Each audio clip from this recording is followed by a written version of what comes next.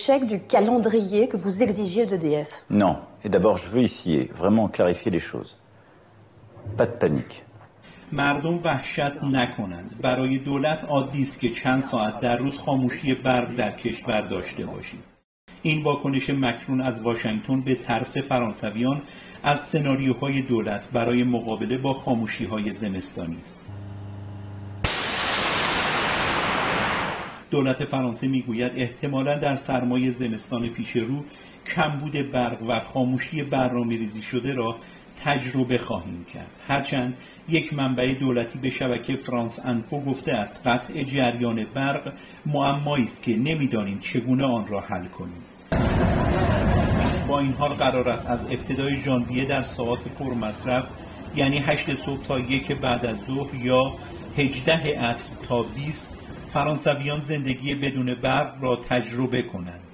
اولیویه وران سخنگوی دولت فرانسه: On n'est pas en train d'annoncer aux Français qu'il y aura des coupures.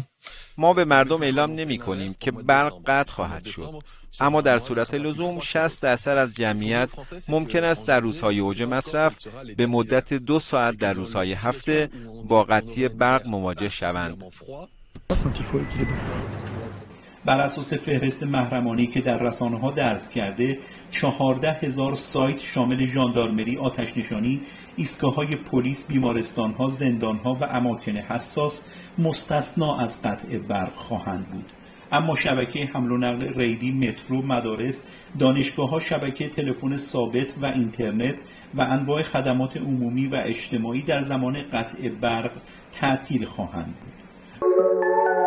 لوپاریزیان در گزارشی به بحران احتمالی قطع برق در زمستان پرداخته و گفته پس از هجوم مردم برای خرید دستمال توالت در زمان قرنطینه کرونا، حالا فرانسویان برای خرید شمع به فروشگاه‌ها هجوم آوردند و برخی سایت‌ها نیز به آموزش ساخت شمع می‌پردازند.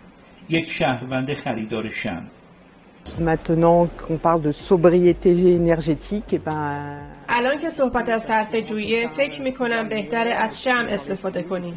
با آنکه فرانسه جزو صادرکنندگان برق به اروپا محسوب می‌شود و بیش از 70% برق مصرفی خود را از انرژی هسته‌ای تأمین می‌کند، اما حالا به علت فرسوده بودن تأسیسات هسته‌ای خود و خارج شدن 20 راکتور از 56 راکتور موجود از مدار، این کشور با بحران کمبود برق دست و پنجه نرم می‌کند.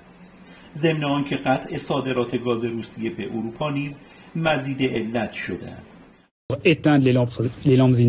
آخرین باری که فرانسه در خاموشی فرو رفته بود به 44 سال پیش، یعنی در دسامبر 1978 باز می‌گردد.